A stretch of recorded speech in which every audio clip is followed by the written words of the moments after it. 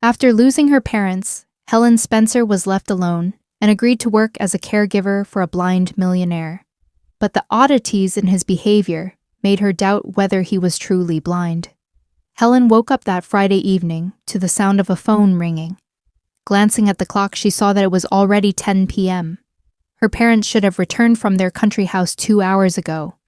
The voice on the phone was unfamiliar and official. "Hello? Are you the daughter of Michael and Anna Spencer?" she heard on the other end of the line. Her heart sank with a premonition of disaster. "Yes, that's me. What happened?" "This is Lieutenant Walker from the Highway Patrol." "I'm very sorry, but your parents were involved in a serious accident on the Central Highway." Helen heard the following words as if through cotton. A head-on collision with a truck, death on the spot. The need to come in for identification. In 1 second, her measured life as a medical college student collapsed like a house of cards. The following days passed in a fog. The funeral, bureaucratic formalities, meetings with the notary. Helen learned a cruel truth. Her parents left her an apartment, but it was mortgaged to the bank, and the insurance payouts only covered part of the debt. The remaining money was enough for a maximum of 2 months. How could this be? Dad always said we were fine financially, Helen thought, sorting through documents in her parents' bedroom. But the harsh reality left no room for illusions. The job search turned out to be a real nightmare. With an incomplete medical education, no one wanted to hire the girl for a serious position. Private clinics required experience. Public hospitals offered a miserable salary of a junior nurse. "Sorry, but we have no vacancies for people without experience," Helen heard once again in an elite clinic. The receptionist didn't even look up from the computer. Leaving the building, Helen felt her legs give way. The money was running out. The apartment was to be taken away in a month, and there were no prospects. She sat on a bench next to the clinic and took out her phone to call her only relative, Uncle George. George was her father's younger brother, a successful middle-aged businessman. After the funeral, he promised to help, but Helen didn't want to be a burden. Now there was no other way out. "Helen, my dear, how are things with the job?" the uncle responded joyfully. "Uncle George, I've been everywhere.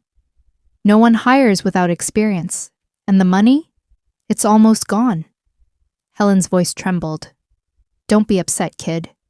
I actually have a proposal.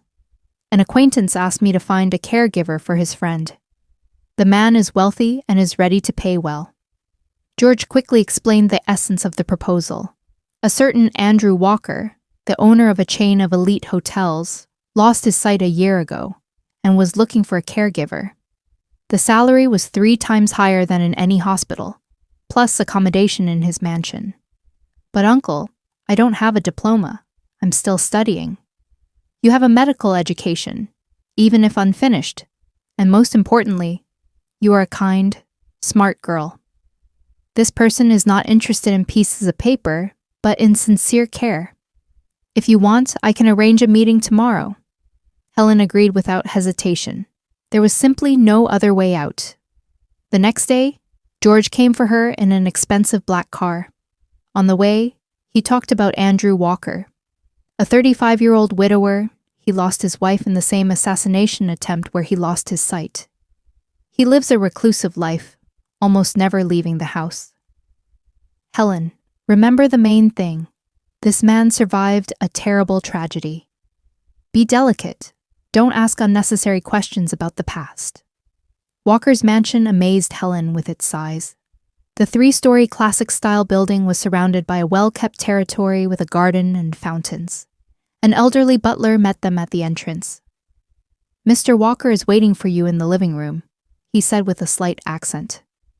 A man sat by the fireplace in a spacious room with panoramic windows. Helen was ready to meet a blind man, but didn't expect to see such an attractive man.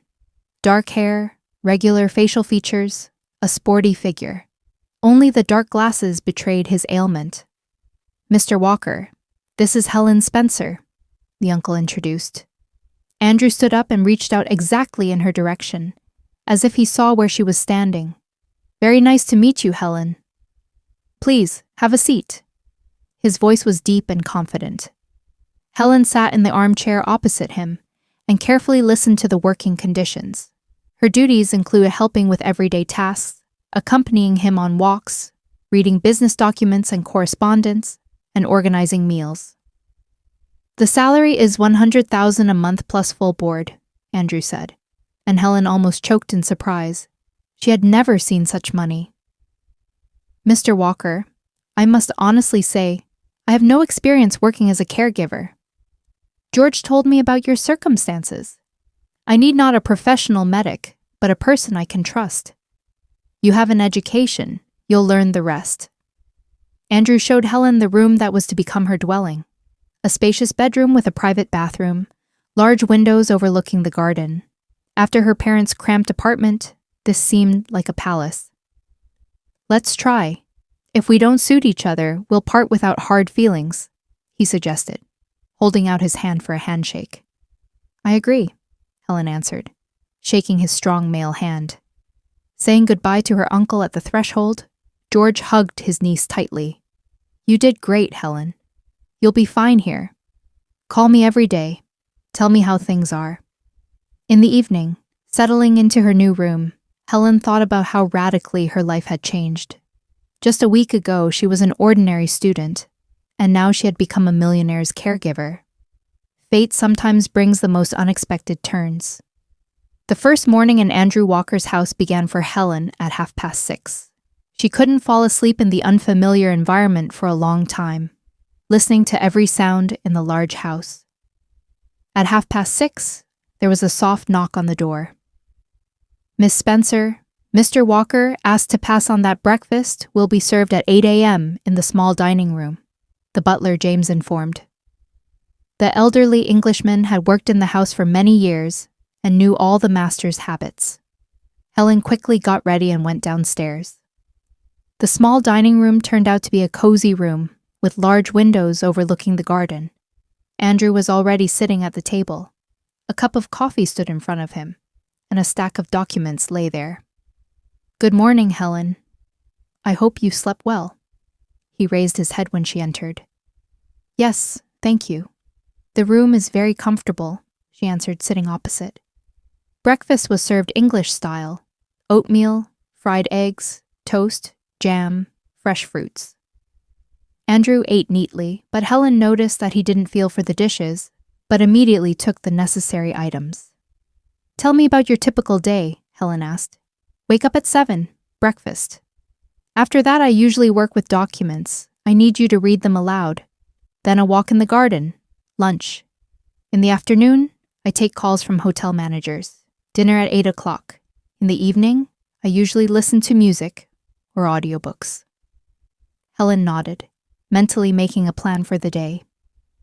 After breakfast, Andrew led her to his study, a spacious room with a massive oak desk, leather armchairs, and bookshelves. "This is where I spend most of my time," he said, walking to the desk. Helen noticed that he didn't use a cane, confidently navigating the space. Documents, reports, and business letters lay on the desk. Andrew asked her to start with the morning mail. Helen read the letters aloud, and he listened attentively, sometimes commenting or dictating answers. A letter from the manager of the hotel in London. "Last month's revenues increased by 15%, Helen read. "Excellent. Give him my congratulations and say that I am waiting for a detailed report on the new initiatives," Andrew replied. After 2 hours of working with documents, they went out into the garden. The territory around the house was meticulously well kept. Flat lawns, flower beds, a fountain in the center, paths made of natural stone. "I like the smell of roses in the morning," Andrew said, stopping by the rose bushes. "After losing my sight, all my other senses sharpened." They walked slowly along the path, and Helen described the surrounding landscape. Andrew listened carefully, occasionally asking questions about details. Helen noticed that he never stumbled, never bumped into a branch, as if he knew exactly where everything was. Returning to the house, they dined in the same small dining room. The conversation gradually moved to more personal topics. "Andrew, how long have you lived in this house?" Helen asked. "For 10 years already. I bought it when I was just starting to develop the hotel business. Then it was just a big house, but now—" He waved his hand. "Do you have a family?" Andrew's face darkened. "I did. A year ago in that same assassination attempt, I lost not only my sight, but also my wife. Lucille. She was a wonderful woman." Helen felt she had touched on a painful subject. "I'm sorry. I didn't mean to." "Don't apologize. It's just a painful topic. But that's exactly why you are here. I need not only professional help, but also human involvement." In the afternoon, calls started coming in. Andrew communicated with the managers of his hotels, discussed business issues, and made decisions. Helen wrote down important points under his dictation. At around 5 p.m., Helen's phone rang. It was Uncle George. "Helen, how are things? How's the new place?" "Everything is fine, Uncle. Andrew is a very polite man. The work isn't hard." "And how is he? Is he satisfied with you?" "It seems so. At least he didn't complain." Andrew was sitting in an armchair nearby at this time, but Helen noticed that he was listening carefully to the conversation. "Helen, tell me more about his daily routine. What time does he get up? What does he do?" the uncle continued to ask. Helen was a little surprised by such interest, but she told him generally about Andrew's day. After the conversation, she noticed that Andrew frowned thoughtfully. Dinner passed in a pleasant atmosphere. Andrew talked about his travels before he lost his sight, about the different countries where he had hotels. Helen listened carefully, sometimes asking questions. "Do you like music?" Andrew asked. "Very much, especially classical." "Excellent. After dinner, I usually listen to vinyl in the living room. Will you keep me company?" They went to the living room, where an expensive audio system and a collection of records stood. Andrew turned on Chopin, and they listened to the music sitting by the fireplace. "You know, Helen, I haven't felt so calm in a long time," Andrew said during a pause between tracks. "Why?" "After my wife's death, I became very distrustful of people. The assassination attempt was committed by those I considered close. But next to you, I feel safe." Helen didn't know what to answer. There was something very personal, even intimate in his words. Before going to sleep, she called Uncle George, as he had asked.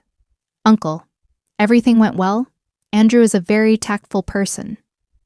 "You did great, Helen. And does he trust you? Does he tell you anything about his affairs?" "We are just getting to know each other. But yes, he involves me in work matters." Good. Call me every day. I worry about you." Going to bed, Helen thought about her uncle's strange interest in the details of her work, but quickly dismissed these thoughts. Probably he was just taking care of her as his only relative. The next day, getting to know other aspects of life in the house began.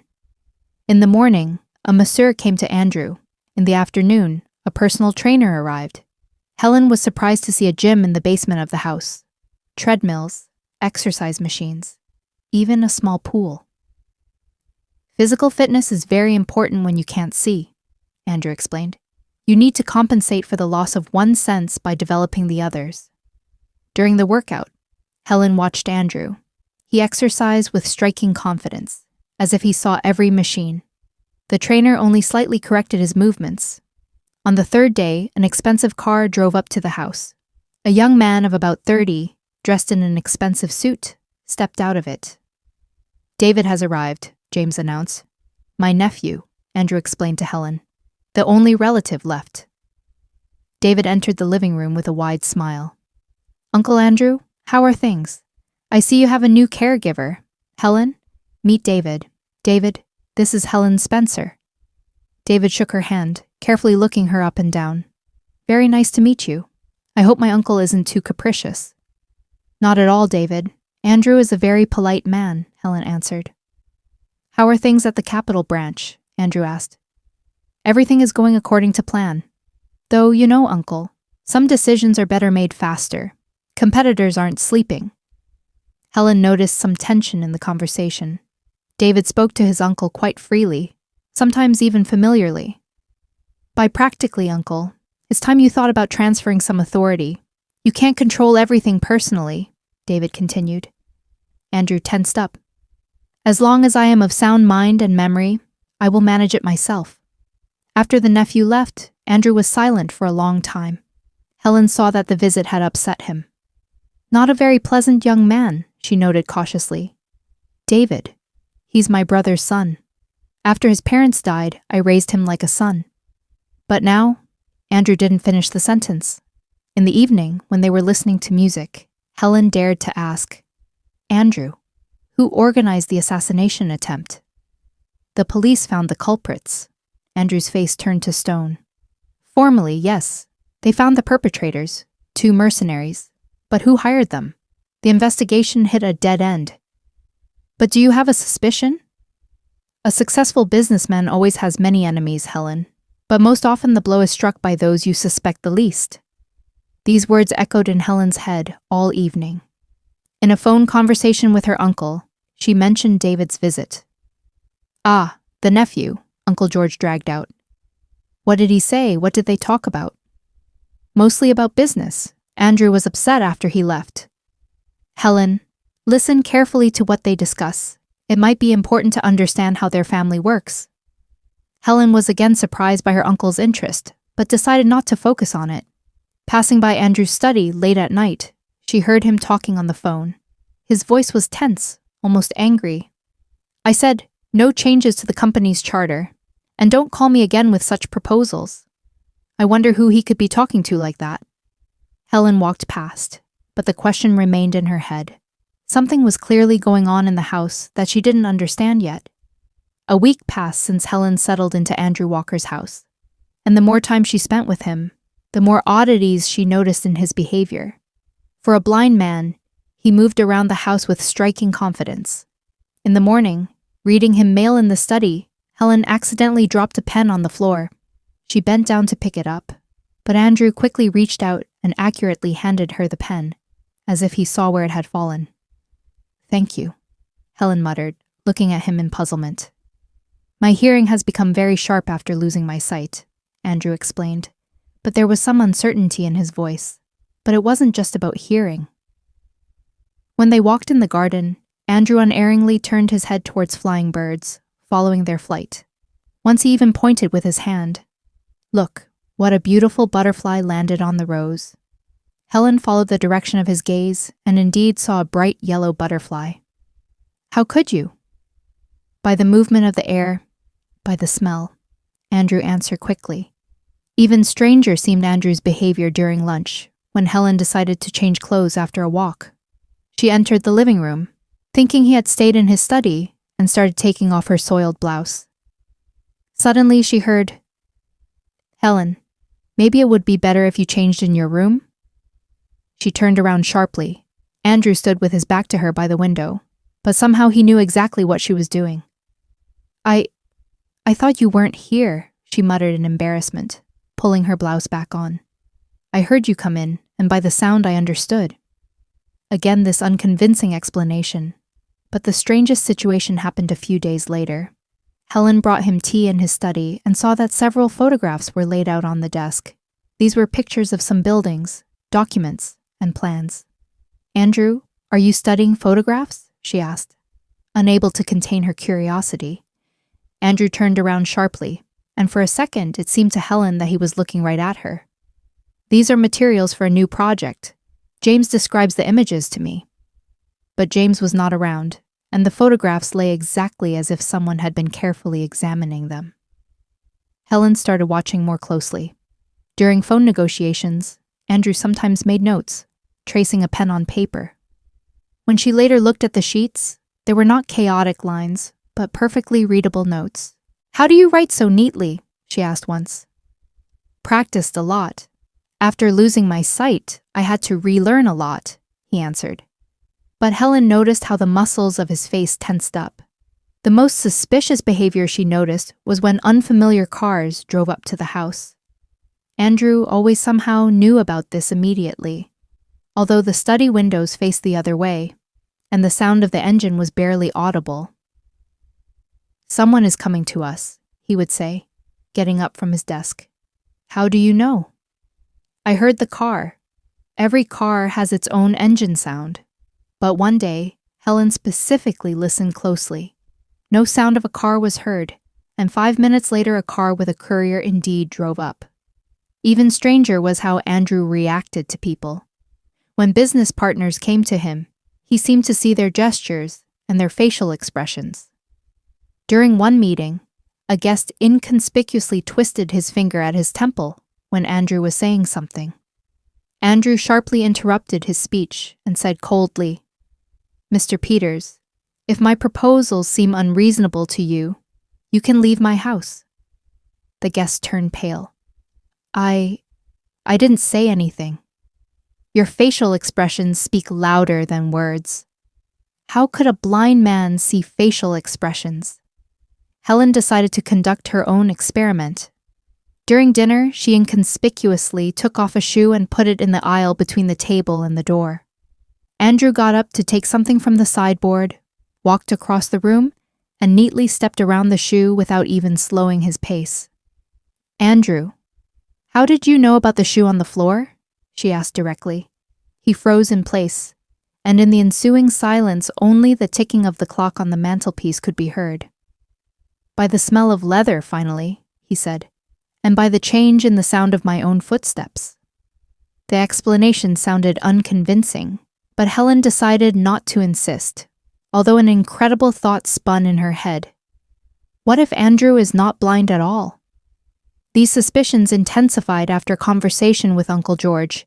During the next call, he again asked about Andrew's habits, his daily routine, and what he talked about. "Uncle, why do you need to know about Andrew's life in such detail?" Helen finally asked. "Oh, Helen, I'm just worrying about you. I want to know that you are safe, that you are being treated well." But there was something in her uncle's voice that made her wary. After the conversation, Helen noticed that Andrew was sitting in an armchair nearby, and again listening carefully.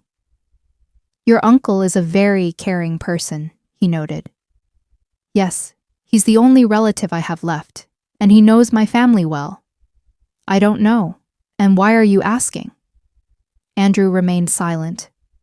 "Just interesting. You know, Helen, lately I've noticed that people show increased interest in me, and not always with good intentions." A hidden threat was heard in his words, and Helen felt a chill between her shoulder blades. On Saturday, nephew David came to Andrew again. This time he brought some documents with him and insisted on their immediate signing. "Uncle, it's just a formality. You trust me, David. I already said, no changes in the management of the company. But understand, it's hard for you to control everything yourself, at least some of the authority."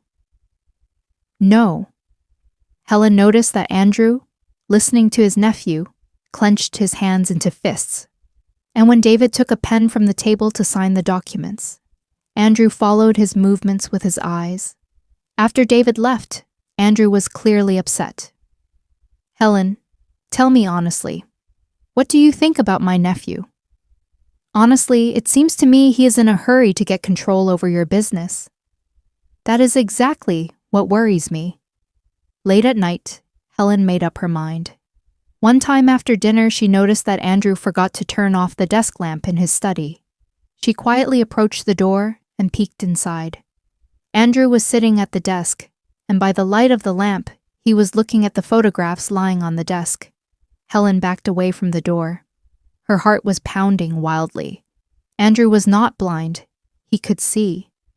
But why pretend then? And most importantly, did he know that she had seen the truth? As if in answer to her thoughts, Andrew raised his head and looked directly at the door. In the twilight of the corridor, Helen wasn't sure if he saw her, but preferred to quietly retreat to her room. She couldn't sleep all night, thinking about what she had discovered. Andrew Walker, a man she considered helpless, actually saw perfectly well. But why was this deception needed? And wasn't she in danger, knowing his secret? In the morning at breakfast, Andrew was as usual, in dark glasses, carefully wielding his fork and knife. But Helen now looked at him with different eyes. How skillfully he played the role of a blind man. "Helen, you are somewhat thoughtful today," he noted. "I slept poorly," she answered cautiously. "And why?" Is something bothering you?"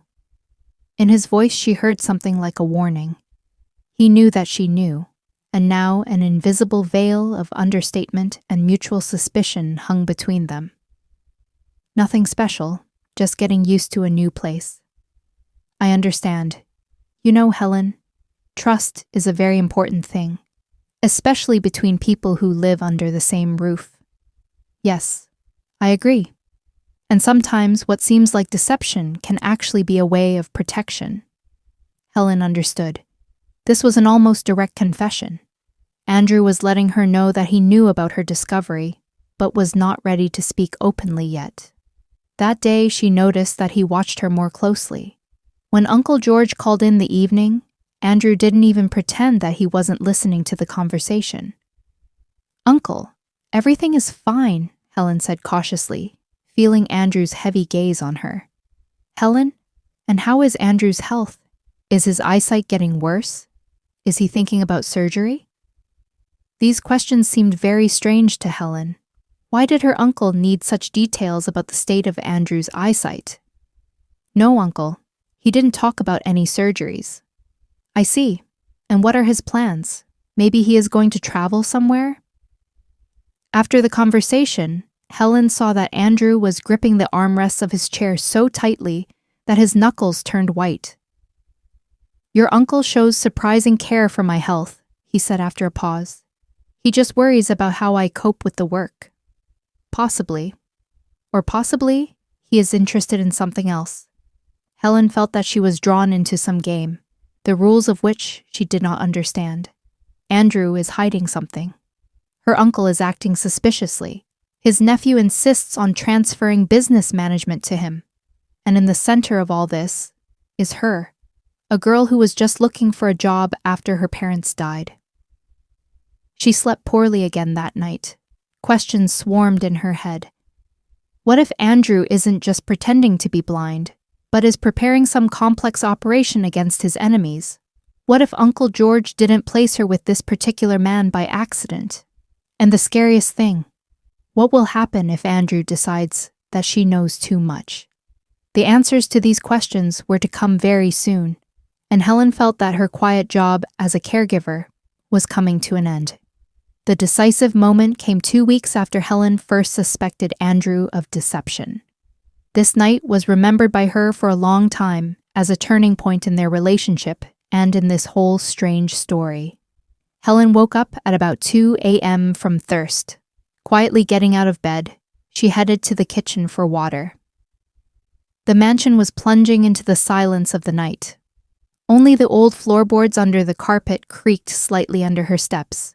Passing by Andrew's study, she saw a light under the door. At first, she wanted to pass by, but something stopped her. Perhaps professional care for her ward, or perhaps ordinary human curiosity. Helen cautiously approached the door and looked into the crack between the door and the jamb. What she saw exceeded all her expectations. Andrew was sitting at the desk without dark glasses, hunched over documents. From time to time, he wrote something down in a notebook. His hand confidently traced lines of text. But the most striking thing was in his eyes. They were absolutely healthy, clear, and attentive. Andrew read the documents just as a person with perfect vision reads. There was no sign of blindness at all. Helen held her breath, pressing herself against the door. One of the photographs that Andrew was studying seemed familiar to her. It was a picture of her Uncle George. Next to it lay a few more photographs of people unknown to her, as well as plans of some buildings. The girl's heart was beating wildly. Andrew raised his head and rubbed the bridge of his nose. Then he picked up another photograph. It depicted David, Andrew's nephew.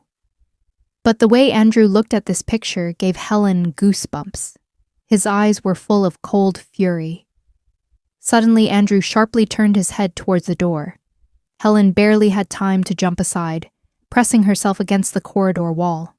Her heart was beating so loudly that she thought he would definitely hear it. "Who is there?" Andrew asked in a calm voice. Helen froze. A few seconds of silence seemed like an eternity. Then she heard the sound of a chair being pushed back, footsteps across the study. There was nowhere to go. If Andrew came out of the study, he would definitely see her. "Helen, I know it's you," Andrew said, approaching the door. "Come in." She had no choice. Slowly, as if to the scaffold, Helen entered the study. Andrew stood by the desk without glasses, and his clear brown eyes looked directly at her. In that gaze was everything: disappointment, fatigue, and some strange determination. "Sit down," he pointed to the chair in front of the desk. Helen sank into the chair, not knowing what to say. The photographs and documents still lay on the desk. She saw building plans, some diagrams, handwritten notes. "I suppose you have questions," Andrew said, sitting opposite her. Without dark glasses, he looked completely different, younger, but at the same time more dangerous.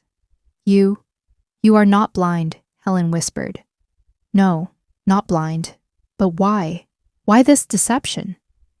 Andrew got up and went to the window. Even in the dark, he moved absolutely confidently. Now it was clear why. "A year ago, an attempt was made on my life. An explosion in my car. My wife Lucille died instantly. I miraculously survived, but was seriously injured. I spent a month in the hospital unconscious." He turned to Helen, and in the moonlight from the window, his face looked haggard. "When I regained consciousness, the doctors said that my condition was critical. Officially, I lost my sight. Unofficially, I decided to use this. Use it. You see, Helen, the assassination attempt was not organized by random gangsters. It was a very professional job. Someone from my inner circle passed on information about the route, about the travel time. Someone I trusted." Andrew returned to the desk and picked up one of the photographs. "I decided to stay blind in order to observe everyone who surrounds me. People behave completely differently next to a helpless invalid. They relax, say things they would never say to a healthy person. And what did you find out? A lot of things. For example, that my nephew David receives secret loans secured by his share in the company, that he meets with people who have a very dubious reputation." Helen felt the hair on the back of her neck stand on end. "Do you suspect David of organizing the assassination attempt?" "I suspect. I'm almost sure. After my death, he would become the sole heir of the company. But as long as I'm alive, even if blind, he can only count on me handing over the management to him myself." Andrew put the photograph back on the table and picked up another with the image of Uncle George. "But your uncle is of special interest to me." Helen went cold. "What do you mean?" "George Spencer, a very businesslike man. He is engaged in real estate, has connections in the construction business, and he is also well acquainted with David." "That can't be. Can it, Helen? Moreover, they participate together in several projects, and very profitable ones at that." Andrew stepped out from behind the desk and turned on the computer. Documents, photographs, diagrams appeared on the screen. 3 months ago, your uncle bought a plot of land next to one of my hotels, a very advantageously located plot. And a week ago, David suggested I sell that hotel because it is supposedly unprofitable." Helen felt the ground slipping out from under her feet. "But what do I have to do with it? I didn't know." "Of course you didn't know. You are just a pawn in their game. They used you as a source of information. Remember how closely your uncle asked about my daily routine? About my health condition?" Helen remembered all the phone conversations when Uncle George asked in detail about Andrew's life. Then it seemed like care for her, and now. "They are planning a second assassination attempt," Andrew said calmly, as if talking about the weather. "That this time they want to act for sure. David has already hinted to me twice that it's time to draw up a will, and your uncle through you finds out when I have the least security, when I stay home alone." Helen felt nauseous. "Andrew, I swear, I didn't know anything. I thought my uncle was just worrying about me." "I believe it, Helen. That is exactly why I decided to reveal the truth to you. Yesterday, I intercepted a conversation between David and your uncle. They set a date." "What date?" the date of my death. The day after tomorrow, on Friday, David will come to me with new documents, and you, according to their plan, must slip sleeping pills into my tea." Helen jumped out of her chair. "But I didn't do anything like that, and I'm not going to." "I know. But they plan to bring the sleeping pills with them and ask you to give it to me. They'll say it will help me relax before an important decision." Andrew approached the safe, opened it, and took out a pistol. Helen involuntarily recoiled. "The day after tomorrow they will come here with the intention of killing me, and if their plan succeeds, you could become the next victim. Me. But why? Because you are the only witness. Officially, I will be killed by unknown robbers, and you, unfortunately, will suffer while trying to protect your master." Helen sank back into the chair, her legs no longer supporting her. Everything that was happening seemed like a nightmare. "What should I do?" she whispered. Andrew put the pistol away and sat next to her. For the first time in all their acquaintance, warm notes sounded in his voice. "Help me catch them? We have 2 days to prepare. I've already contacted the police, but I need evidence. And your help, Helen. Look at me." She raised her eyes. Andrew looked at her seriously and attentively. "Your uncle has already betrayed you. He used your gullibility and grief after the death of your parents. He put you in danger, not thinking about the consequences. And you know what? That I suspect that the death of your parents was also not an accident." Helen felt the world collapsing around her. "What are you saying?" Andrew pulled another document out of the desk. "Your parents owned a plot of land, the very one that now belongs to your uncle. Shortly before their death, they refused to sell it, despite a very lucrative offer." Tears welled up in Helen's eyes. Everything she believed in, everything she relied on, turned out to be a lie. "I will help you," she said quietly. "Tell me what needs to be done." Andrew took her hand. "Thank you, Helen. I promise. After all this, we will find the truth about the death of your parents, and you will get real justice." They spent the rest of the night planning the operation to catch the killers. Helen learned that a hidden video surveillance system was installed in the house, that Andrew was in contact with the police, that he had long been preparing for this day. "Why do you trust me?" she asked towards morning. "Because during this time I studied you, Helen, and saw that you are an honest, sincere person, and also because we have no other choice." When dawn broke, Andrew put on his dark glasses again and returned to the role of a blind man. But now, there was a secret between them that bound them tighter than any formal obligations. "Remember, Helen, act as usual. Not a word, not a gesture should give away that you know the truth." "I understand. And now go get some rest. Tomorrow we will have a hard day." Lying in her bed, Helen thought about how her life had changed in one night. Just yesterday she was a simple caregiver, and today she had become an accomplice in an operation to catch killers, and, possibly, a witness to the solving of her own parents' murder. It was terrifying just to think about it. The person she considered her only close relative could be involved in the death of her mom and dad. But even more terrifying was the realization that tomorrow, her and Andrew's fate would be decided.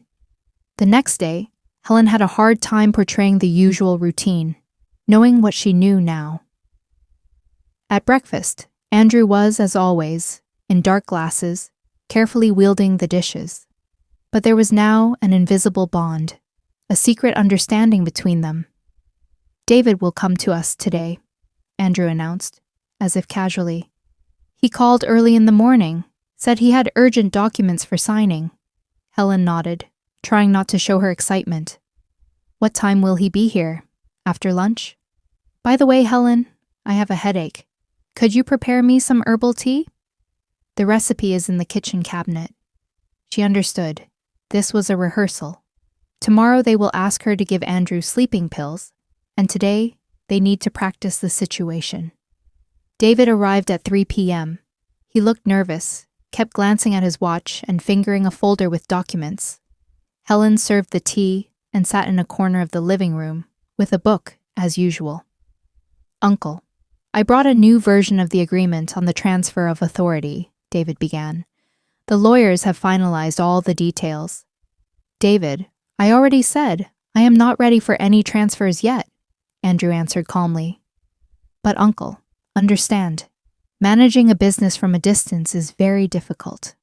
And with your health condition." "My health condition is fine." Helen noticed how the expression on David's face changed. For a second, anger, almost hatred, flashed in his eyes. Then he pulled himself together. All right. But at least look at the documents. Maybe something will change in your attitude." As Helen expected, David asked her to read the documents aloud. Listening, she understood the gist. The nephew wanted to get the right of signature on all company accounts, access to bank deposits, control over real estate. "Very interesting conditions," Andrew noted after the reading. "And what if I refuse?" "Uncle, you understand, business can't stand still if you're not ready to adapt to new realities." David didn't finish, but a threat hung in the air. After he left, Andrew was silent for a long time. "Did you see his face when he thought I wasn't looking?" he finally asked. "Yes, he hates you. Hatred is a strong feeling, and greed is even stronger. He is ready for anything for the sake of money." In the evening, Uncle George called. The phone was on speakerphone, and Andrew listened to the conversation. "Helen, how are things? Is everything okay?" "Yes, Uncle. Everything is normal." "And how is Andrew? Isn't he sick?" "No, his health is not bad. And his mood? Does he happen to have depression?" Helen was surprised by such a question. "No, Uncle. And why are you asking?" "Oh, just worrying. You know, tomorrow I'd like to come visit you. Haven't seen Andrew in a long time. I want to personally ask about his affairs." Helen caught her breath. "Tomorrow?" "Yes, tomorrow evening. I think I'll be there around 7. And Helen, I have a special medicine for Andrew from a doctor I know. They say it helps very well with his condition. Will you prepare this medicine for him, as the doctor prescribed?" I don't know, Uncle. I need to ask Andrew." "Helen, it's for his own good. Don't warn him in advance, or he will refuse. You know how sick people don't like to be treated." After the conversation, Helen looked at Andrew. He took off his glasses and rubbed the bridge of his nose. "So, tomorrow they will arrive together," he said quietly. "David and your uncle. And they'll bring the medicine with them. What should we do? What we planned. The police will be ready. You need to agree to give me this medicine, but replace it with plain water. And if they check, they won't have time. As soon as I supposedly lose consciousness, they will show their true faces." Andrew approached the window and looked out at the darkening garden for a long time. "Helen, I have to tell you something else about your parents." The girl's heart shrank. "What exactly?" "Today I received the results of the expertise of that crash. The car's braking system was damaged. It was not an accident." Helen felt her legs give way. "They were killed?" "Yes, and I know why. A month before their death, your parents received an offer to sell the land from a certain company, a company that belongs to your uncle. They refused. But why did he need exactly this land?" Andrew returned to the desk and showed a map. "See this plot. It is located in a promising area. In 2 years, a big construction project will begin there, a new shopping complex. Your uncle knew about this in advance, but your parents flatly refused to sell the land where they spent their childhood." Tears streamed down Helen's cheeks. "So, he killed them for money?" "Most likely. And he left you alive, because you legally inherited the land. He hoped he could convince you to sell the plot. But then a more profitable plan appeared." "What kind?" "To use you against me, kill me and gain control over my company together with David.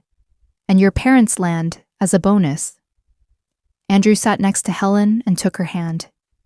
"I promise. Tomorrow we will end this, and what will happen to me after all this." After all this, you will become free and rich. Your parents' land costs a lot of money now, plus compensation for the harm caused. I don't need money. I need the truth. And you will get it.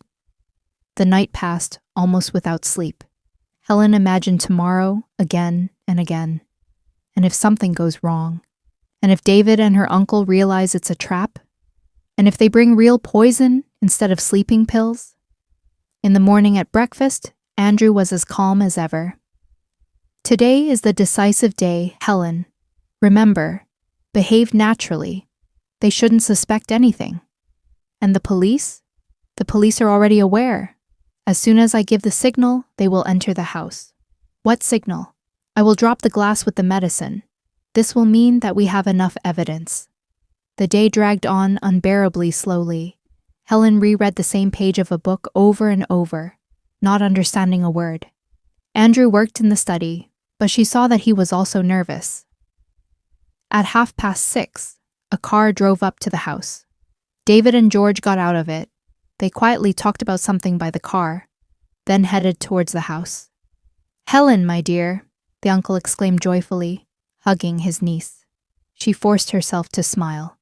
The man hugging her was her parents' killer.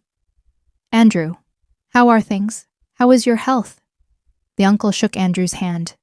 "Thank you, George. Everything is fine. I brought you something interesting." The uncle took a small vial out of his bag. "A new medicine from Swiss doctors. They say it works wonders for people who have vision problems." Helen noticed the look that her uncle and David exchanged. There was complete understanding in that look. "It's a very expensive medicine," the uncle continued. "But it's not a pity for you, right, Helen?" "Yes, uncle. That's good. Helen will prepare this medicine for you, and you will drink it. I'm sure you will feel much better." David, meanwhile, laid out the documents on the table.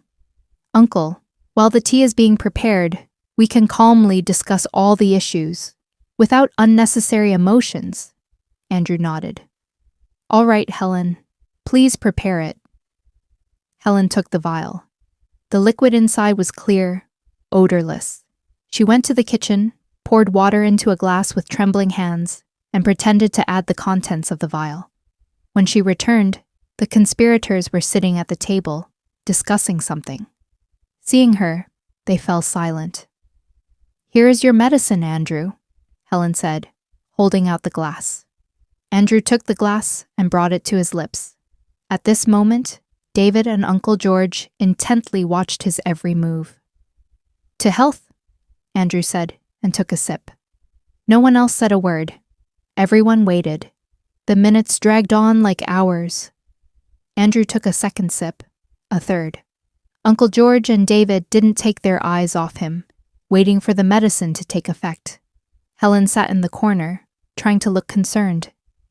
"Perhaps it's time to get to business," David said, unrolling the documents. "Uncle, you understand this is the best way out for everyone." Andrew pretended to sway slightly. "I feel strange somehow. My head is spinning." "That's normal," George said hastily. "The medicine is starting to work. Just relax." Helen saw the faces of the conspirators liven up. David took out a pen. George moved the documents closer.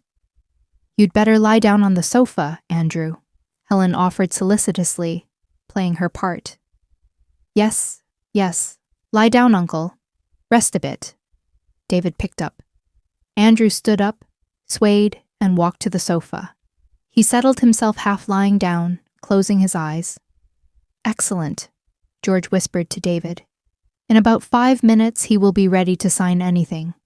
And most importantly, he won't remember anything," the nephew answered quietly. Helen realized with horror that there were not just sleeping pills in that vial, but something much more dangerous. Possibly a slow-acting poison. "Helen, come here," the uncle called. "I want to talk to you." She approached, and he hugged her by the shoulders. To an outside observer, this looked like an expression of family affection. "You did well," he whispered in her ear. "But after today, you'd better leave here. Far away, for a long time." "What do you mean, Uncle?" Andrew is a very sick man. I'm afraid his condition will only worsen. And the witness to his illness. He looked at her meaningfully. Now Helen understood for sure. They were going to kill her too. After they dealt with Andrew, her turn would be next.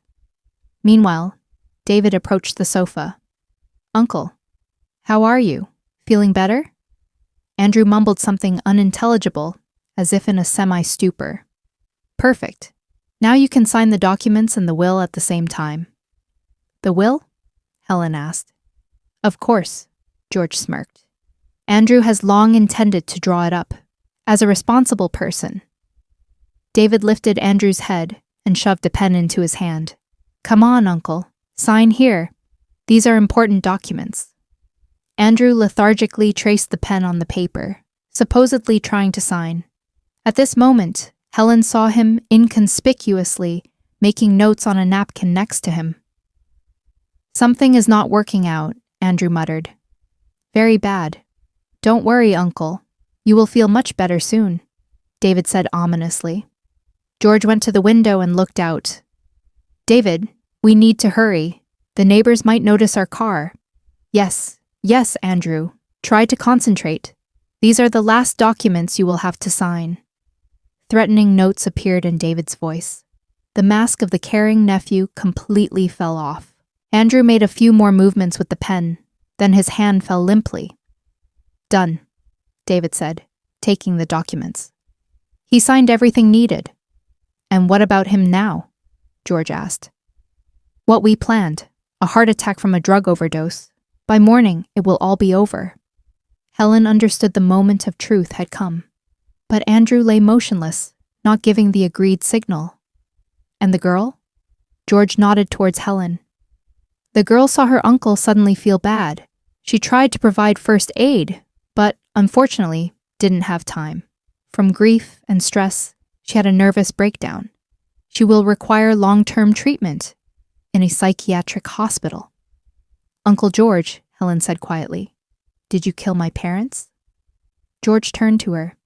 There was no trace of his usual kindness on his face. "Your parents were stubborn fools, Helen. I offered them a fair deal, and they refused out of some sentimentality. Because of money." "You killed them for money? I killed them because they stood in the way, just like this one." He nodded at Andrew. "But don't worry, you will soon reunite with your parents." David took a syringe from his pocket. "One more dose, just to be sure." He approached Andrew, and at this moment Andrew sharply opened his eyes, sat up, and in one movement knocked the glass to the floor. The glass shattered with a loud ring. "What the hell?" David exclaimed. Andrew tore the dark glasses from his face. "Game over, gentlemen." George and David were numb with shock. An absolutely healthy man with clear eyes sat before them. You are blind," David whispered. "If I were blind, you would have killed me long ago. I heard your every word and saw your every gesture." The police burst into the house. Several officers in bulletproof vests took positions at the exits. "Hands up! Nobody move!" a command rang out. David tried to snatch his pistol, but the policeman was faster. A second later, the nephew was lying on the floor in handcuffs. George darted to the door, but Andrew blocked his path. "You're not going anywhere, killer. For Lucille, for Helen's parents, for everything." George stopped in the middle of the room. "This is a trap. It was all a trap from the very beginning. Helen knew the truth already yesterday." The uncle looked at Helen with hatred. "Traitor, I took care of you." "You killed my parents," Helen found the strength to shout, "and tried to kill Andrew." "We have a recording of everything that happened," the senior officer reported. "A confession, threats, and attempted poisoning. That's more than enough." George and David were led away in handcuffs. Before leaving, the uncle cast a look full of malice at Helen. "You will regret this. I will find a way." "The only thing you'll find is a cell for many years," Andrew cut in. When the police left with the arrested men, silence fell over the house. Helen and Andrew were left alone. "It's all over," he said quietly. Helen suddenly burst into tears. All the emotions she had been holding inside burst out. Andrew hugged her, and she cried on his shoulder from relief, from grief for her parents, from the shock. "I know it's hard, but now it's all behind us. Your parents got justice, and you got freedom." "And what will happen next?" she asked through her tears. "Next, a new life will begin for both of us." Helen raised her eyes to him. "For us, Helen, over these weeks you have become a very dear person to me, not only as an assistant, but as a woman." "But I'm your caregiver. I'm only here because of the job."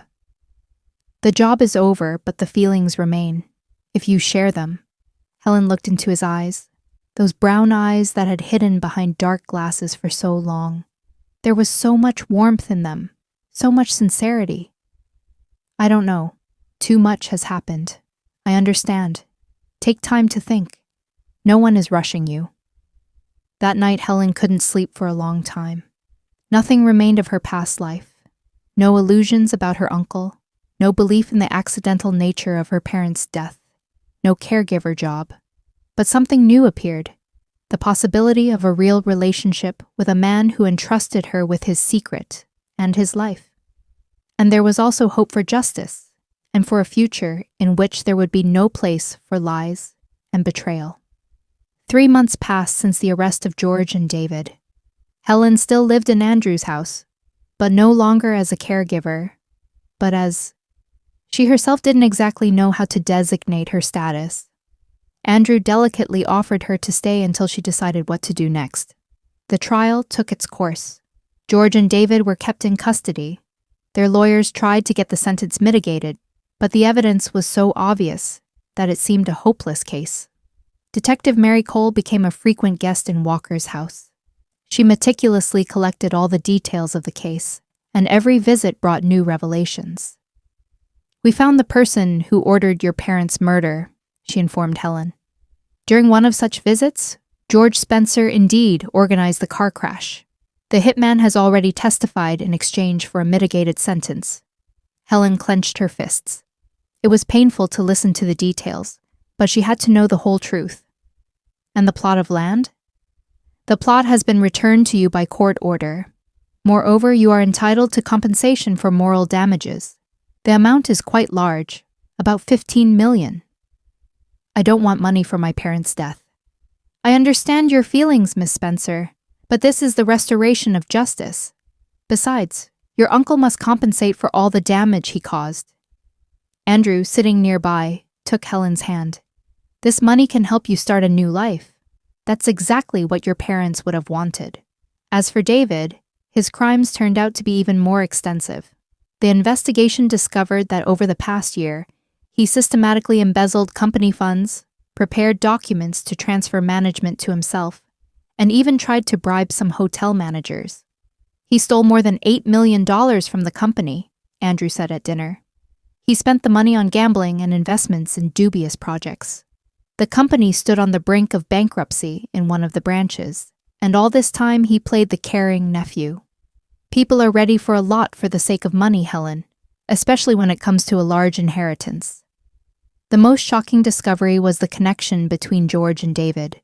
It turned out they knew each other much longer than it seemed at first glance. "Your uncle had been David's business partner for 2 years already," the investigator reported at the next meeting. "They jointly bought up plots of land, planning a large construction project. Your parents' death was part of this plan, and the assassination attempt on Mr. Walker was a logical continuation. So they were preparing the conspiracy all this time." "Exactly. David was to gain control over the hotel business, and George was to launch construction on the consolidated lands. The planned profit was colossal." Helen shook her head. "And they wanted to use me as a tool and as a potential victim. After your uncle's murder, you would have known too much." The verdict was severe. George was sentenced to life imprisonment for organizing a double murder and attempted murder. David received 25 years for fraud, embezzlement, and complicity in attempted murder. On the day the verdict was announced, Helen and Andrew were present in the courtroom. George didn't even look in his niece's direction when he was led away. David cast a look full of hatred at his uncle.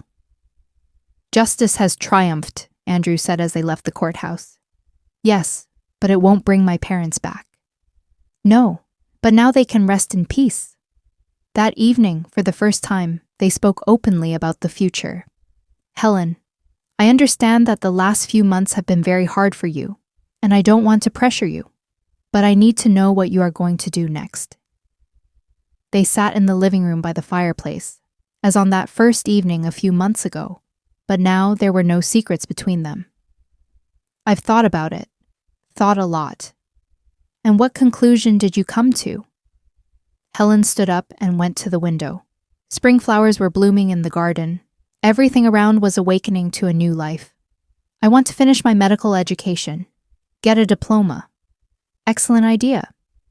And then? Then I would like to work with people, maybe open my own medical center for people who have survived severe traumas, physical and psychological. Andrew nodded. A noble goal. And is there a place for a personal life in these plans? Helen turned to him. Andrew, you saved my life. Helped me find the truth about my parents. I'm very grateful to you. But I don't want our relationship to be built on gratitude. That is not a foundation for love. And what should they be built on? Helen approached him and sat next to him.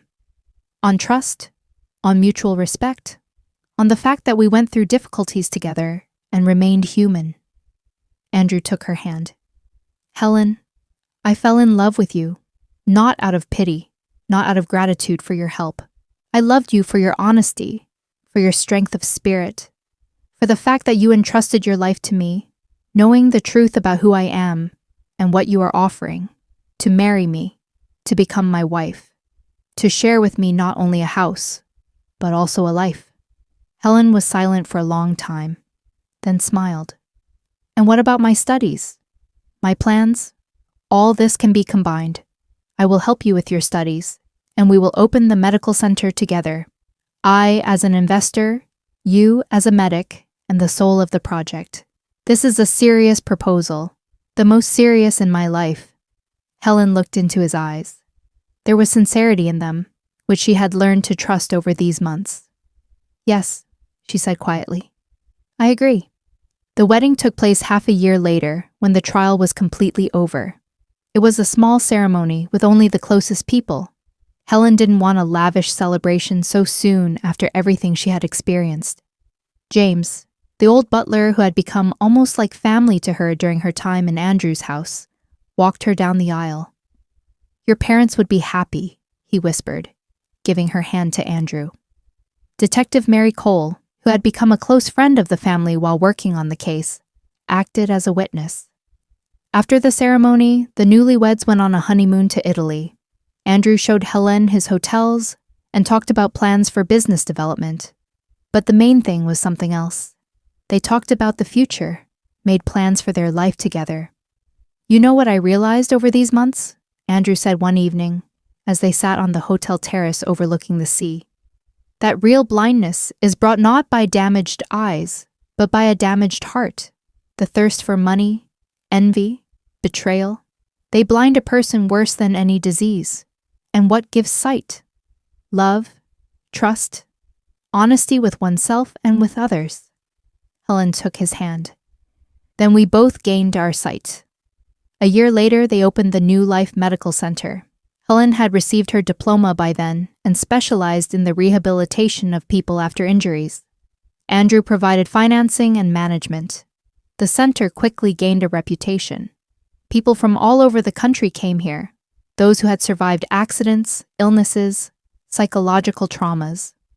Helen worked with each patient personally, putting not only professional knowledge, but also her soul into the treatment. Do you know what it's like? To lose everything and start over, she told patients. And I know that it is possible to find happiness after a tragedy. Andrew had changed too. He no longer pretended, didn't play roles. His business flourished, but now he paid more attention to charity, helping people in difficult situations. 2 years later, their daughter was born. They named her Anna in honor of Helen's mother. Now we have everything, Helen said, holding her little daughter in her arms. Everything that truly matters, Andrew agreed. Family, love, honesty with each other. Life had taught them to appreciate simple joys, to cherish every day, not to take happiness for granted. George and David served their sentences in different prisons. Sometimes Helen received letters from her uncle, where he asked for forgiveness, begged for a meeting, but she didn't answer. Some betrayals don't deserve forgiveness. The plot of land for which Helen's parents died was turned into a memorial park. In the place where the shopping center was planned, trees now grew and there was a bench with a plaque in memory of Michael and Anna Spencer. Helen often came here with her daughter. She told her about the grandmother and grandfather whom the girl would never see. They were good people, she said, and they would want us to be happy. And happiness had indeed come to their home. Not that ostentatious false happiness that can be bought with money, but a real, hard-won, deserved one, based on truth and love. Andrew never wore dark glasses again. His eyes were always open to the world, to his family, to people who needed help, and Helen never forgot the lesson that life had taught her.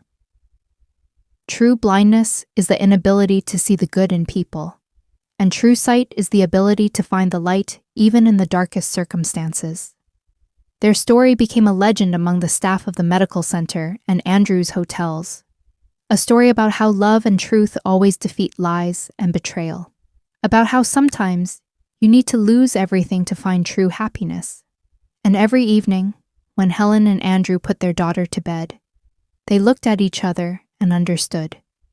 Their path was difficult, painful, full of losses, but it led them exactly to where they were meant to be for each other. In a world where there is so much deception and betrayal, they found an island of honesty and love, and this was their main victory. Thank you for listening to the story. Sorry for the mistakes. Write in the comments what you think. If you liked it, subscribe to the channel.